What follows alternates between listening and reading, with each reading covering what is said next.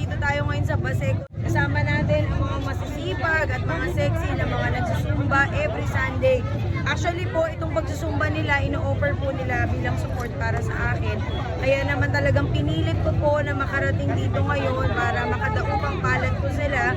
Dahil kahit na wala pong boses sa ngayon, pero gusto ko po makita yung mga taga Baseco na nagmamahal po sa atin. Sana po sa mga taga Baseco, lagi niyo pong tandaan na itong ginagawa kong pagbaba dito ay bilang pagsuporta po na mapangalagaan ng Baseco at hindi po maligaw ang inyong mga tahanan dito. Kaya sana po sa mga susunod na pagbaba ko sa programa ay